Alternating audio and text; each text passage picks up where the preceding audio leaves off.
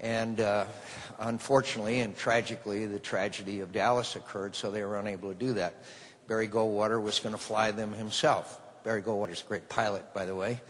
I don't offer to fly Senator Obama around. I'm not a great pilot.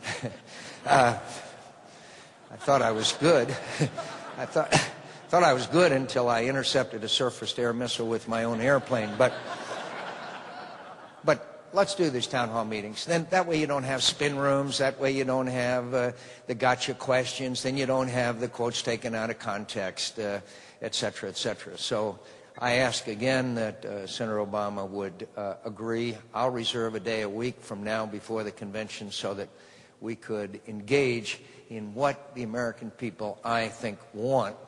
And they don't have a lot of trust and confidence in us these days, my friends. I don't know if you saw, but there was a major poll just a couple of days ago that showed the approval rating of Congress at 13%. You get down that low, you get down to blood relatives and paid staffers. You don't get down any lower than that. And the American people want us to put the country first. They want us to put the country first. As President of the United States, I will do that.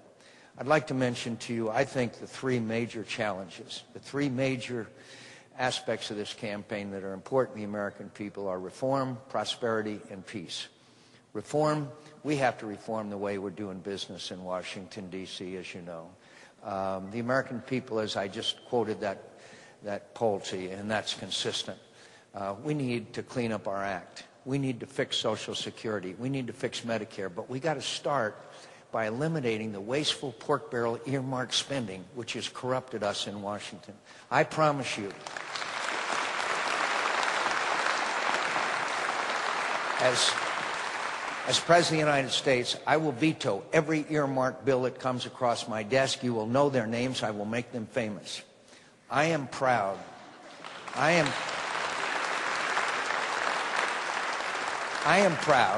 am proud to have never asked for nor received a single pork barrel project or earmark project for my state of Arizona in the years that I have served. Senator Obama has asked for and received tens of millions of dollars of earmark projects. So that's one of the differences. So we got to reform the way that we do business in Washington. And there's young people here at this town hall meeting, and thank you for being here. But are we going to hand off to the next generation of Americans, an unluckier generation, a broken Social Security system, a broken Medicare system? Or are we going to do the hard things? And that means putting our country first. And I want to assure you, as President of the United States, I will always put my country first. I promise you that. I also want to tell you that, mention prosperity. Americans are hurting right now. Americans are hurting, and Americans tonight are sitting around the kitchen table, some of them, how are we going to make our mortgage payment? Some have suddenly and recently lost their jobs. So Americans are hurting, and we've got to return prosperity. And there's many things that we have to do. One of them is to make people who are eligible to stay in their own homes. If it's their primary residence, they should be able to go down and apply for a FHA guaranteed 30-year mortgage at the new price value of their home and pay off their mortgage and be able to remain in their house. That not only helps them, but it helps the lender as well as the governments that have to pick up the tab when there's an empty home. So we need to do that.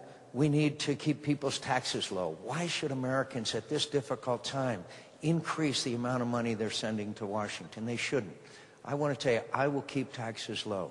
Senator Obama wants to raise them. I won't raise them.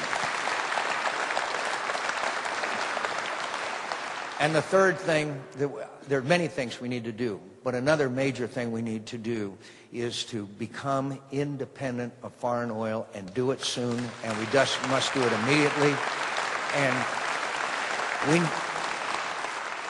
look, I can't tell you that the price of a barrel of oil is going down anytime real soon, but I can tell you that I can put this nation working together, putting America first, putting our nation first, our country first. We can become independent of foreign oil, and we can become a nation that doesn't have our national security threatened, and we can eliminate over time greenhouse gas emissions that are harming our planet. There's three issues that there's a nexus. One, our climate. because we've got to reduce these greenhouse gas emissions, which I believe are damaging our planet.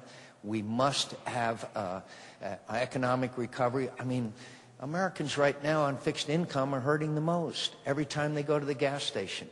And we also have to understand it's a national security issue. We're sending somewhere around $500 billion, depends on where the price of oil goes, dollars a year to countries that don't like us very much. And some of that money ends up in the hands of terrorist organizations. We can't do it from a national security standpoint. And our economy, obviously, is impacted by it dramatically. I'd like to give low-income Americans a little holiday from the gas tax. I've run into people, I'd like to just give them a little break, and particularly those. I ran into a guy recently who owns 2 trucks, and he obviously is feeling this very badly because that's his business. And he said he'd love to have a 24.5-cent reduction per gallon in the diesel tax he's paying. So, look, I'm not saying that's the answer, but I'd like to give him a little bit of a break.